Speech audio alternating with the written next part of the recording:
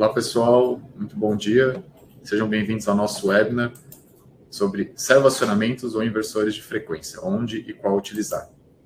Olá, bom dia a todos também aí. Sejam bem-vindos a mais este webinar da Mitsubishi Electric. Bom, meu nome é Bruno Iorio, eu sou especialista de produtos da divisão de automação industrial da Mitsubishi Electric. Eu sou engenheiro mecatrônico formado pela FISP com um MBA em automação industrial. Olá, gente. Eu sou o Renato Bedende, sou também um dos especialistas de produtos aqui da Mitsubishi Electric do Brasil, aqui responsável pela parte de inversores de frequência. A minha formação também é engenharia elétrica e na parte também de energias renováveis. Estou disponibilizando para vocês também aí o meu contato, e-mail, para que vocês possam futuramente nos procurar aí para tirar mais dúvidas ou falar sobre os projetos.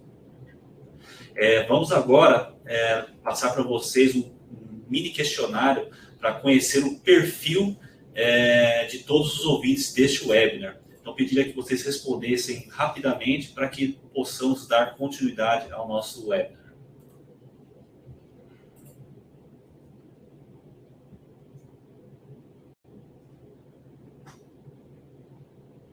Deixa eu ver aqui que vocês já estão respondendo, né? Vamos dar mais um tempinho. Isso aí.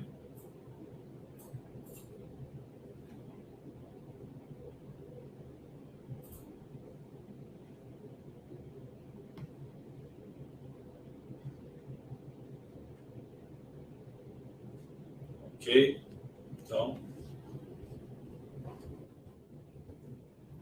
Bom, esse aqui é o nosso site, e aqui a gente também tem as nossas redes sociais, então peço que vocês entrem, né, no nosso site, lá vai ter as informações, manuais, a parte de catálogos. Também tem o nosso link aqui para o Facebook, Instagram, né, temos aqui o LinkedIn, nosso canal do YouTube, onde vocês conseguem assistir esse webinar depois e outros materiais gravados. Temos também aqui o nosso podcast, um webcast da Mitsubishi Electric. Tá? E essa aqui é a nossa plataforma de treinamentos online. Então, a Mitsubishi ela disponibiliza para vocês de forma gratuita treinamentos para iniciantes, básicos e intermediários. Né? Então, vocês conseguem aprender mais sobre servoacionamentos, inversores de frequência, também temos CLPs e HMs, robôs. Tá? Então, vocês podem conhecer um pouco, né, da tecnologia e também aprender, inclusive, a parte de programação dos nossos produtos. Né? Lá a gente tem treinamentos gratuitos e abertos para quem não conhece Mitsubishi ou para quem já trabalha com Mitsubishi e quer aprimorar ainda mais o conhecimento técnico. Tá? Então, esse aqui é o link do nosso site, tá? Então fiquem à vontade para entrar e fazer o cadastro na nossa plataforma. Esse aqui são alguns dados da Mitsubishi Electric. Então, ela é uma empresa de 101 anos, né, fundada em Tóquio, no Japão. Esse aqui é o resultado do ano passado, né? Então teve um faturamento líquido de 37,8 bilhões de dólares, né? Um resultado de 1,74 bilhões, e a gente está presente em 40 países com mais de 145 mil funcionários. Este aqui é o nosso portfólio de produtos. Tá? Então a Mitsubishi ela tem produtos na área de automação e visualização, com os controladores programáveis, os CLPs. Temos também aqui as EHMs, interface homem-máquina, software de programação, né, e os sistemas supervisórios. E aqui a gente tem a parte de acionamento, né, que vai ser o tema do webinar com os servos, né, a parte de motion control, o inversor de frequência, né, e também a parte de robôs industriais. Também a gente tem aqui os dispositivos de controle, distribuição e monitoramento de energia. Né, então, disjuntor de baixa tensão, partida de motores, né, os multimedidores de energia, né, e também temos aqui a linha mecatrônica com os CNCs. Então, gente, vamos então efetivamente começar com o nosso webinar.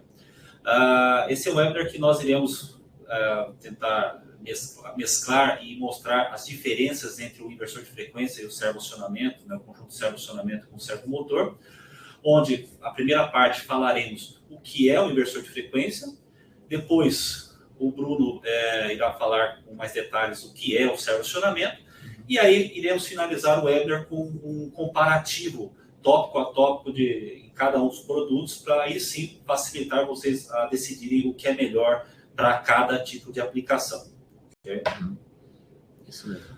Vamos iniciar agora com os inversores de frequência. Rapidamente, é bom só nós falarmos aqui que esse ano a linha de inversores de frequência da Mitsubishi Electric está completando 40 anos no mercado, podendo tendo uma grande variedade de produtos e range de faixa de potência para aplicação.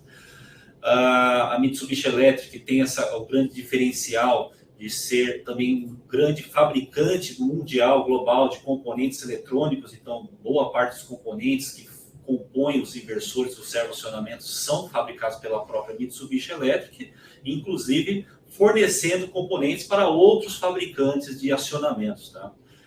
E enfatizando também que, no Brasil, a Mitsubishi Electric consegue prover total suporte, tanto suporte técnico, assistência técnica em toda a sua linha de produtos, incluindo os acionamentos. Okay? Vamos lá. Vamos agora conhecer os inversores de frequência. Vamos conhecer primeiro o que é inversor de frequência.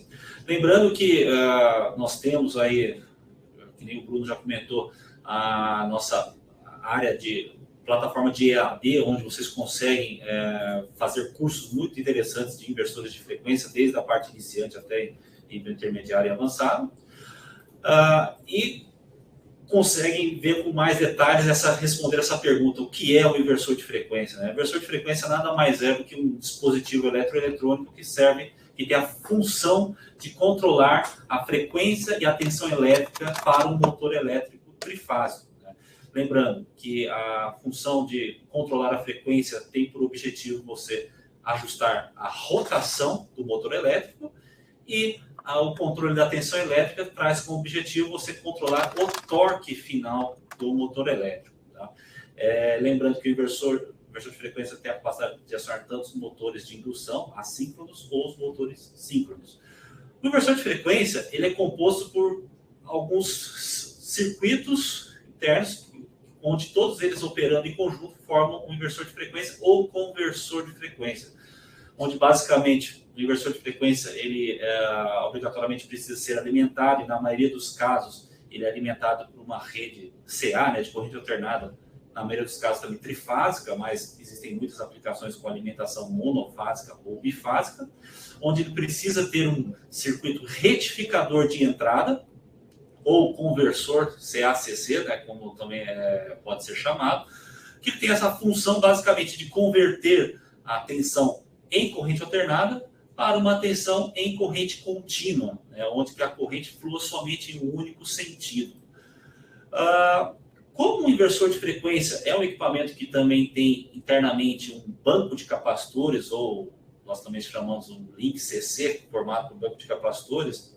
Esses capacitores são componentes que eles acumulam uma carga elétrica considerável para fazer um papel de filtragem dessa tensão CC fornecida pelo retificador. É necessário ter um circuito de pré-carga.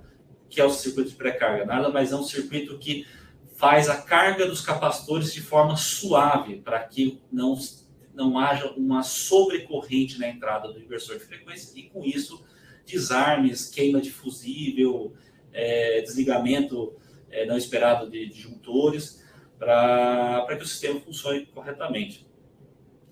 Depois, ele tem um circuito inversor propriamente dito, que é quem vai efetivamente converter a corrente contínua em corrente alternada, mas com a diferença que essa corrente alternada que irá acionar o motor elétrico, ela terá a sua frequência e tensão totalmente controlados pelo circuito de controle do inversor, que seria o cérebro do inversor de frequência, quem vai gerenciar o acionamento do circuito de potência, recebendo os sinais de comando, através de entradas digitais, analógicas, ou através de rede de comunicação.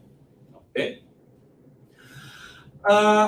O primeiro ponto para nós entendermos quando devemos utilizar um inversor de frequência, ou um servoacionamento, é decidir qual o motor elétrico terá que ser utilizado para a aplicação.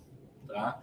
Porque com essa decisão tomada, aí sim você consegue facilmente decidir a utilização entre o inversor ou o servoacionamento.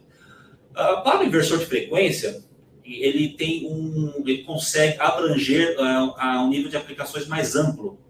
Então, consequentemente, uma quantidade maior de motores. Então, a maioria dos motores elétricos utilizados com inversores de frequência são os motores de indução, ou também conhecidos como motores assíncronos, né? Ou seja, o motor de indução, ele não existe um sincronismo interno entre a operação do rotor e o campo magnético girante em seu estator. Tá? Então, a rotação real não é sincronizada com a rotação magnética do estator.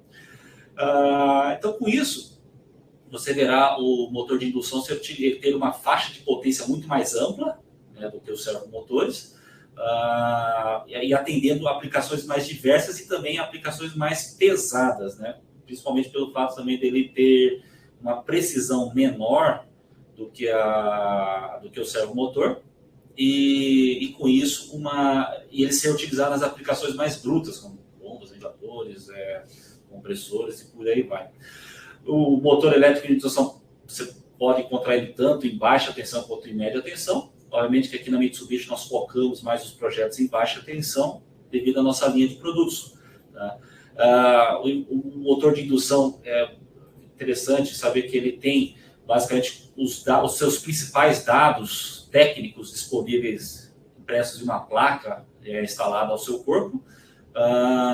E como, por exemplo, tensão, corrente, frequência, fator de potência, fator de serviço, rotação nominal, tudo isso já disponível. Isso facilita muito e é importante na hora do comissionamento da parametrização do inversor de frequência que irá acioná-lo. Okay? Então, o motor de indução ele acaba sendo utilizado nas aplicações mais básicas, mais simples e mais pesadas também, como bombas, ventiladores, compressores, esteiras, guindastes, pontos rolantes e por aí vai. Mas os inversores de frequência também têm a capacidade de acionar os motores síncronos, né? Mais para frente o Bruno vai comentar também sobre os servomotores, mas o motor, até o próprio servomotor, ele é um motor síncrono, mas com um nível de precisão maior do que os motores síncronos que os inversores de frequência acionam, que são os motores do tipo IPM ou SPM, né? IPM seria a abreviação de Internal Permanent Magnet, então seria o rotor desse motor, ele é formado por ímãs permanentes, peças de ímã permanente instaladas no seu rotor. E tem a versão de motor síncrono chamada SPM, que é a abreviação em inglês de Surface Permanent Magnet. Então é um rotor com menor capacidade magnética pelo fato desse rotor ter ímãs instalados somente na sua superfície. São motores também do tipo corrente alternada, alimentação e corrente alternada, mas eles têm vantagens em relação ao motor de indução. Por quê? Primeiro, pelo fato de eles terem ímãs, eles têm um tamanho físico menor, conseguindo fornecer o mesmo torque ou potência que o motor assíncrono. Ele naturalmente tem um consumo de energia menor, porque ele precisa de menos corrente de magnetização por ter ímãs instalados no seu rotor. Consequentemente, tem uma maior eficiência, uma maior precisão e uma maior dinâmica no seu funcionamento. Então, por isso ele é utilizado em aplicações como ferramentas, o torno CNC, sistemas de posicionamento. E os inversores de frequência também são preparados para rodar esse tipo de motor. Tá? Então, basicamente, onde que vamos encontrar aplicações para o inversor de frequência? É muito amplo essa área, essa quantidade de aplicações, né? Porque o motor elétrico ele é amplamente utilizado em diversas aplicações de movimentação. Então, qualquer aplicação que você tem que fazer controle de velocidade no motor elétrico, controle de torque também, controles de posicionamento básico, né? Isso que o Bruno vai enfatizar mais, a diferença de controle de posicionamento entre o servo e o inversor comum. O inversor ele tem menos precisão do que o servo, então por isso que as aplicações de posicionamento do inversor de frequência são aplicações mais simples, tá? Aplicações onde você precisa reduzir a corrente de partida do motor, né? Lembrando que em partida direta o motor ele puxa uma corrente na faixa de 6 a 7 vezes a sua nominal, enquanto você faz a mesma aplicação com o inversor de frequência, essa corrente é reduzida a de 10 a 50% da corrente nominal do motor. Aplicações que estão sendo largamente utilizadas, aplicações de eficiência energética, onde você precisa fazer o controle de velocidade para reduzir o consumo de energia do motor, utilizando, por exemplo, a famosa função de energy saving dos inversores da Mitsubishi Electric, aplicações para você aumentar o fator de potência da sua instalação, aumento de produtividade para você trabalhar com velocidades diferentes da nominal do motor elétrico, tudo mais. Então, a variedade é grande. Bombas, ventiladores, compressores, aplicações de elevação de carga, como guindastes, pontos rolantes, máquinas de embalagem, misturadores, impressoras, laminadores, bobinadores e por aí vai. Okay? Então, é interessante, depois quando a gente for fazer o comparativo, que vocês lembram que existem diversas famílias de inversor de frequência, cada uma direcionada para algum tipo de aplicação baseado em níveis de sobrecarga, redes de comunicação incorporadas, o desempenho do inversor também, se ele aceita trabalhar em malha fechada, malha aberta, tudo isso. Então, você sai de aplicações básicas, desde bombas, ventiladores, compressores, passando para aplicações mais pesadas, como as aplicações de elevação de carga, elevadores, esteiras, moinhos, aplicações de precisão, como, por exemplo, máquinas impressoras que precisam trabalhar com motores de sincronismo, e aplicações de maior, vamos dizer assim, nível de sobrecarga, como guindastes. Ok? Vamos agora falar um pouco sobre o servoacionamento. Está contigo, Bruno. Beleza. Obrigado, Renato. Bom, então, para a gente começar falando de servoacionamento, né, a gente precisa entender, né, o que seria o servoacionamento, né? Porque o pessoal conhece bastante o servomotor, né, mas o servomotor ele não trabalha sozinho, a gente precisa trabalhar em conjunto. Então, esse conjunto ele é composto pelo servomotor, o servoamplificador ou servodrive, né, tem vários nomes, né, e também o controlador. Tá? Então, como é que funciona a estrutura? A gente tem o servomotor, que vai ser o responsável por dar movimento à carga, à aplicação. Tá? Então, ele vai conseguir fazer a movimentação da máquina, e ele tem um dispositivo de realimentação, que é o encoder, que eu vou mostrar um pouquinho melhor mais para frente, e a gente tem o servoamplificador, ou servodrive, que é o que faz o controle elétrico do motor. Tá? Então, ele que vai mandar tensão e corrente, e a partir daí o motor vai chegar, vai fazer a movimentação em controle de velocidade, posição ou torque. E o controlador é o que vai mandar os comandos para esse servoamplificador. Tá? Então, o controlador ele pode mandar um sinal, sendo de trem de pulso, em rede de comunicação, a gente pode usar algumas funções até incorporadas do amplificador, onde não necessita do controlador, tá? Mas normalmente esse aqui seria o conjunto, né, do servoacionamento. Tá? Então, essa aqui seria uma vista explodida do motor, né? Como o Renato comentou, a gente tem o servoacionamento, né? Ele é composto, né, por um estator, né, onde a gente tem as bobinas, e o rotor ele é composto por ímãs permanentes. Né? Então, o servomotor ele é um motor síncrono. Tá? A diferença, né, comparado com os outros motores, é que ele tem um dispositivo de realimentação, que é o encoder. Tá? Então, essa aqui seria uma imagem do encoder. Né? Imagina que a função do encoder é saber a posição e a velocidade que o motor se encontra. Como é que a gente faz isso? Ele tem um disco, e esse disco ele possui algumas ranhuras. Tá? Então, imagina que você vai ter aqui um diodo emissor de luz, né, um LED que vai emitir uma luz, e aqui eu tenho um circuito receptor. Conforme esse disco ele movimenta, a gente consegue saber, né, a quantidade de pulsos, né, a quantidade de vezes que a luz passou aqui, e com base nessa informação a gente consegue saber qual é a velocidade e a posição atual do servomotor.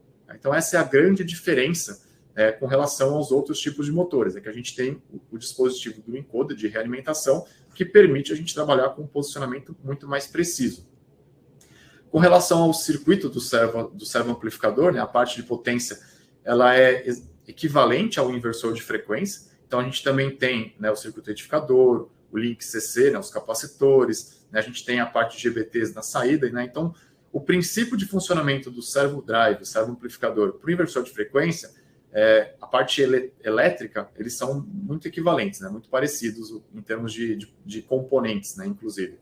A diferença está na parte do controle. Tá? Então, quando a gente fala, né, por exemplo, de um inversor, né, é comum a gente ter os controles de torque e de velocidade. Né? Então, aí a gente tem aqui as malhas de controle, né, onde eu vou ter, por exemplo, vou dar um set point, né, e aí vai ter um controlador que vai fazer, né, um controlador de velocidade, que vai gerar uma demanda de corrente e torque, e aí vai acionar o motor. A grande vantagem do servo é que a gente tem um encoder, e esse encoder ele serve como realimentação, tanto para a malha de velocidade, quanto para a malha de posição. Então, aqui eu consigo gerar uma demanda para o meu servo. Então, vamos supor, eu quero andar 100 milímetros. Né? Então, eu vou passar essa informação de set point de posição, aí ele vai fazer um perfil de movimento, onde ele vai controlar tanto a velocidade quanto a aceleração, e aí essa demanda aqui de velocidade vai me gerar uma necessidade de torque para eu poder movimentar a carga. Então, todos esses controles a gente faz em malha fechada. Né? Então, a grande diferença, né, a principal diferença seria entre o servo e o inversor a questão da malha fechada. Então, quando você trabalha em um circuito em malha fechada, você tem como comparar o set point, né, o valor que você determinou, e o valor atual que o servo está movimentando. Com isso, é gerado um erro, e aí a gente consegue trabalhar em cima desse erro para que ele seja zero ou o menor valor possível. E a questão do controlador, né, o controlador é ele que vai determinar os set points de posição. Tá? Então, quando a gente faz o set point de posição, o controlador ele vai pegar essa informação, né, no que a gente tem nos controladores da Mitsubishi, a gente utiliza uma rede de fibra ótica, onde eu vou gerar o set point, né, através de uma rede que chama SSNet, e esse set point ele vai para o servo. Né? Aqui no caso a gente pode trabalhar com mais de um servo acionamento. Né? Então, a vantagem do controlador é que quando ele manda o set point de posição, ele consegue mandar para vários eixos e ele sabe a posição atual de cada eixo e, dependendo do movimento, né, como, por exemplo, aqui uma interpolação, né, eu vou fazer um movimento no eixo X e no eixo Y, só que esse movimento ele tem que ser coordenado, né, interpolado. Então, o ponto inicial e o ponto final, né, eles são determinados, só que eu tenho que garantir que toda essa trajetória, por exemplo, ele forme essa reta. Tá? Então, quando eu trabalho com um controlador, ele vai analisar a cada ponto do meu perfil de movimento a posição do eixo X e a posição do eixo Y. Se tiver qualquer erro, 0,1 milímetro, 0,2 milímetros, ele vai corrigir no próximo ponto. Tá? Então, a grande vantagem é essa. A gente sempre monitora a posição atual, vê o set point e aí compara para ver se tem algum erro e corrige durante a execução. Aqui a gente tem algumas das principais aplicações do servo. Né? Então, o posicionamento simples, né, que a gente fala que ele pode ser feito, inclusive, sem um controlador externo, que é justamente eu posicionar uma carga, né, do ponto A para o ponto B.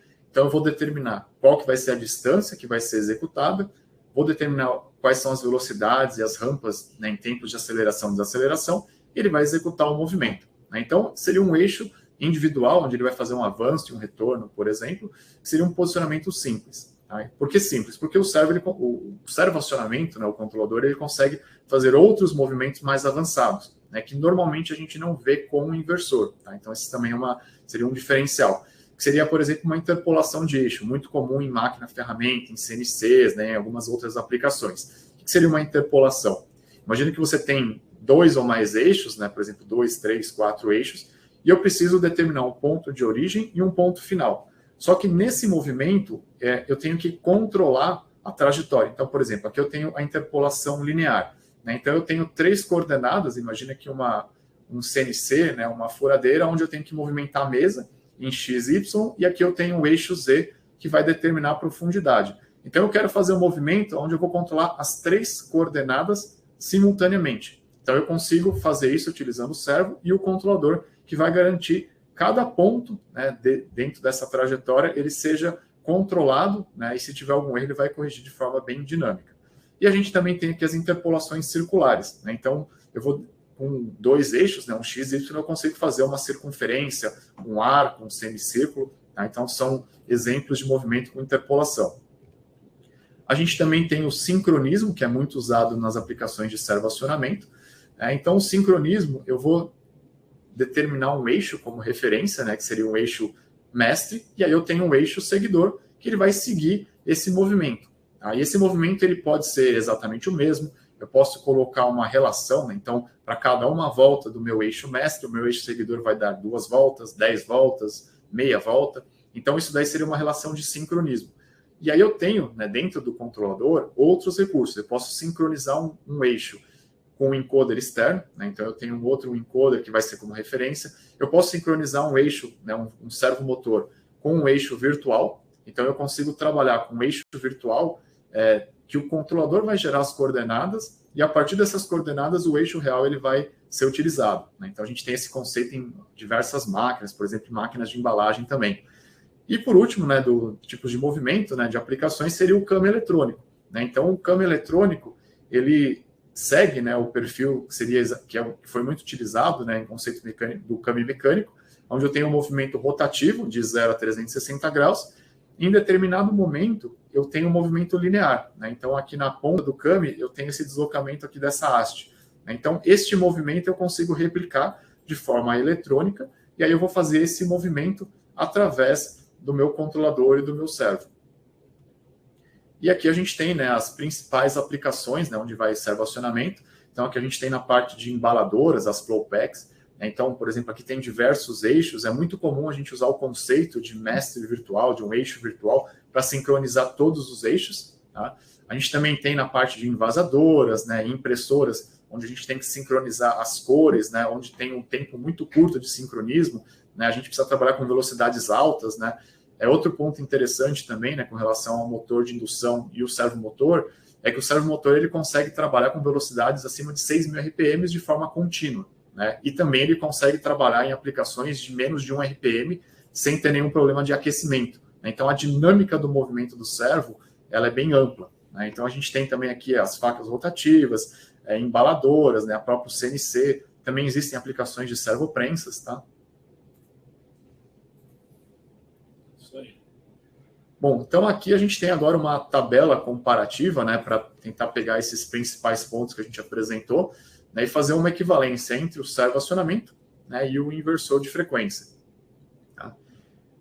Então, o primeiro ponto seria com relação à faixa de tensão, né, que a gente falou, né, também dos produtos da Mitsubishi. Então, o servo a gente consegue trabalhar com os modelos em 100 volts, né, que vai de 100 a 120, 200 a 240 volts, e também tem os modelos de 380 até praticamente 500 volts. Já o inversor de frequência, ele, por trabalhar com uma faixa de potência mais ampla, então ele tem também uma faixa de tensão mais ampla, começando a classe de 200 volts, né, que é o famoso 220 volts, oscilando entre 200 e 240 volts, a classe 400 volts, que também oscila entre 380 e 500 volts, e a classe para motores de maior potência, que é a classe de 600 volts, né, que vai de 525 a 690 volts, que é mais comum em ambientes como mineradoras, usinas de açúcar e álcool, indústria de papel e celulose. Bom, com relação à faixa de potência, né, o servoacionamento ele tem uma potência menor, né, então a gente tem aqui a faixa de 100 watts até praticamente 200 kW, sendo que a grande maioria das aplicações a gente encontra até 30, no máximo 50 kW. Tá? Então, normalmente o servo ele trabalha numa faixa menor de potência. Já o inversor de frequência, pelo fato de ele atender também as aplicações com motores de indução, é necessário ter uma faixa de potência mais ampla. Então, começando em 0,1 kW, igual ao servomotor, mas atingindo até 1.350 kW, lembrando que para potências acima de 600 kW na linha de inversores da Mitsubishi, nós utilizamos o recurso de paralelismo, né? A colocação de inversores em paralelo para que eles possam somar suas potências e, consequentemente, atender motores de maior capacidade. Temos aqui também o tipo de motor, né, atendido, o que cada um consegue controlar, como a gente já mostrou. Então, o servo, a gente trabalha com motor síncrono com encoder, né? Enquanto o inversor de frequência, por ter atender uma quantidade mais ampla aí de aplicações, precisa também, obrigatoriamente, atender uma quantidade maior de motores. Então, iniciando os motores de indução, nas faixas de potência e tensão que nós já falamos, e os motores síncronos de ímã permanente, tipos IPM e SPM. Temos aqui com relação ao controle de velocidade. Então, a precisão do servo, a gente consegue trabalhar com valores a partir de 0,01%. Então, essa precisão, mesmo para controle de velocidade, ela é alta, justamente por conta daquela malha fechada, da realimentação do encoder, né? Então, a gente consegue ter uma precisão maior quando faz controle de velocidade. Mas aí, quando nós vamos aqui para o inversor de frequência, falando em controle de velocidade, onde ele é mais largamente utilizado, e na grande maioria das aplicações também são feitas as instalações em malha aberta, ou seja, sem o encoder, então, obrigatoriamente, o motor não consegue fornecer a precisão que você teria trabalhando em malha fechada. Então, por isso que ela se inicia a partir de 0,05% de precisão em malha aberta. Mas a partir do momento que você coloca um sensor de velocidade no motor, que seria o encoder, aí você consegue ter um aumento de precisão iniciando a partir de 0,01% também em malha fechada. E também com relação ao controle de torque, né, a precisão do servoacionamento ele fica nessa casa também, né, por conta da gente trabalhar, né, com a velocidade para fazer essa compensação, né, de controle de torque, mas sempre verificando a velocidade, né, então esse seria de 0,01%. E o controle de torque no inversor de frequência é muito similar ao controle de velocidade, né, tendo uma precisão a partir de 0,05 em malha aberta, e melhorando isso quando você opera em malha fechada, começando em 0,01% também.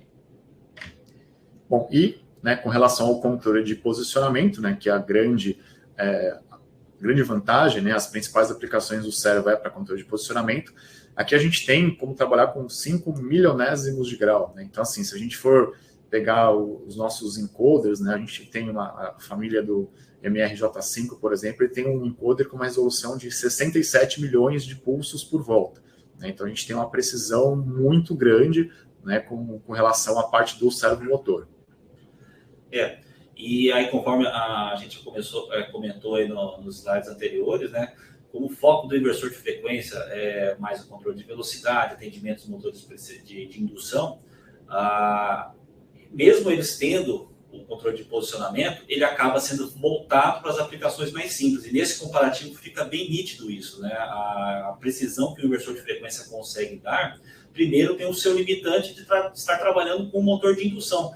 Então, não tem necessidade de preparar o inversor de frequência para aceitar a conexão de um encoder tão preciso quanto os encoders utilizados no servomotor. Então, por isso que, por exemplo, nos inversores da Mitsubishi Electric, o encoder mais preciso que você consegue utilizar na classe de incremental seria o inversor de 4.096 pulsos por revolução, que dá uma precisão a partir de 0,09 graus. Bom, e aqui com relação aos ciclos de operação, né? Então, uma característica importante e interessante do servoacionamento, primeiro, ele não tem ventilação, né? Não precisa de uma ventilação externa. Né? Ele, pela construção mecânica, ele pode trabalhar em temperaturas mais elevadas. Então, a gente consegue trabalhar com uma alta dinâmica. O que isso quer dizer?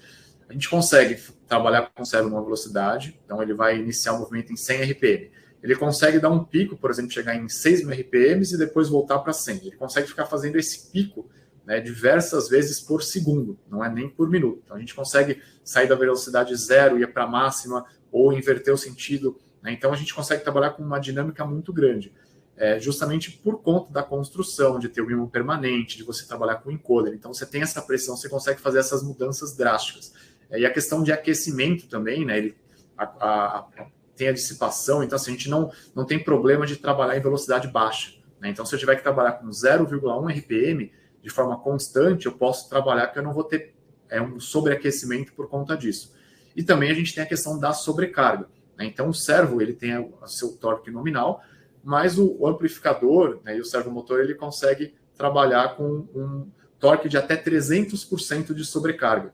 Então, qual que é a vantagem disso? A gente consegue trabalhar com um servomotor menor, sendo que o maior torque consumido é no momento da partida, no momento da aceleração da máquina. Então, se você tem um torque de pico, você consegue usar dentro dessa faixa dos 300% um curto espaço de tempo e durante o movimento o torque ele vai cair para 40%, 50%. Então, isso vai resultar numa economia para você trabalhar com um motor menor. Já na classe de inversores de frequência, né, os ciclos de operação,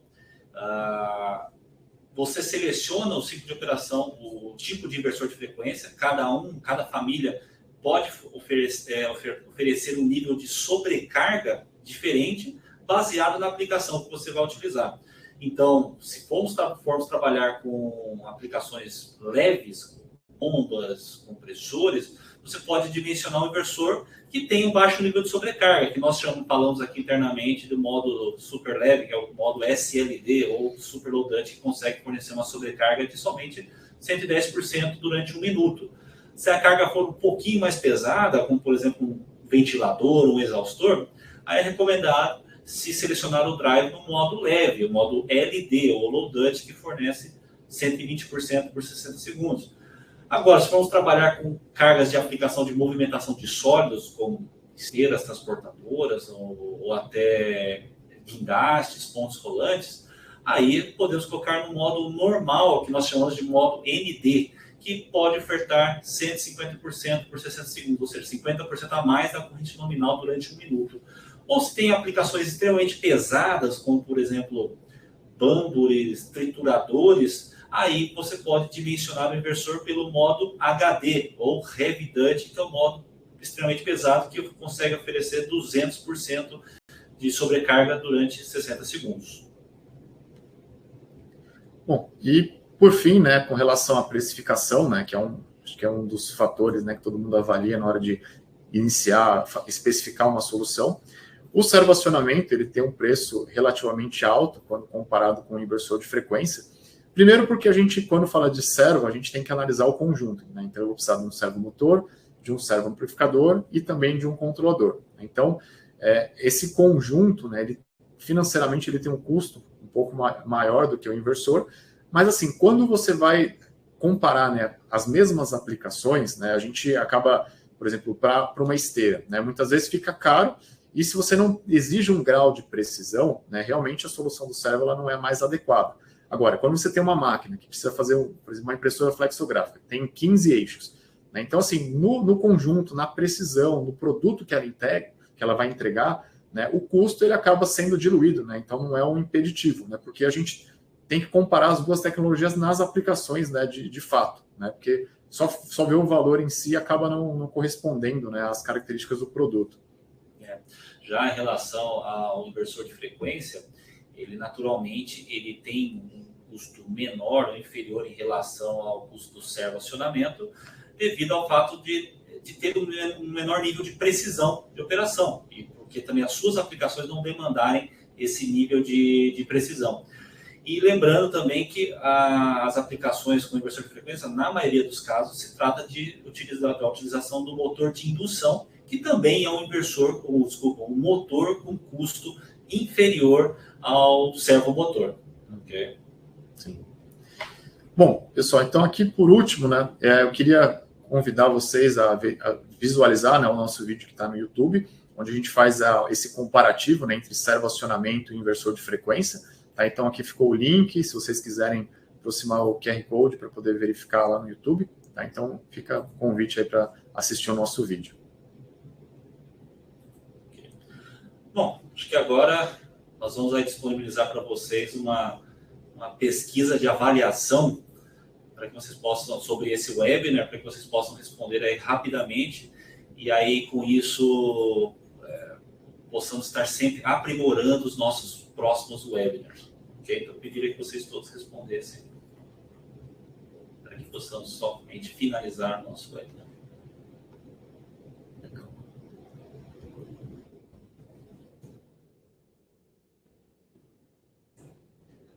Enquanto vocês vão respondendo, né, a gente viu que já tem algumas perguntas, né? Quem quiser fazer alguma pergunta pode usar aqui o nosso chat, tá? Fiquem à vontade, a gente vai tentar responder o máximo de perguntas possíveis e aquelas que não derem tempo a gente vai responder depois para vocês, tá? Eu vou responder aqui a primeira, né? Eu vi aqui que a primeira aqui ela é mais voltada para inversores de frequência. A primeira pergunta aqui é do Daniel França, ele fez diversas perguntas aqui relacionadas a inversor e servo também. Vamos lá. Primeiro, ele pergunta aqui o que é o chopper no inversor de frequência. É um nome técnico que a gente usa para chamar o transistor de frenagem, o módulo de frenagem que pode ser incorporado ou externo ao inversor de frequência.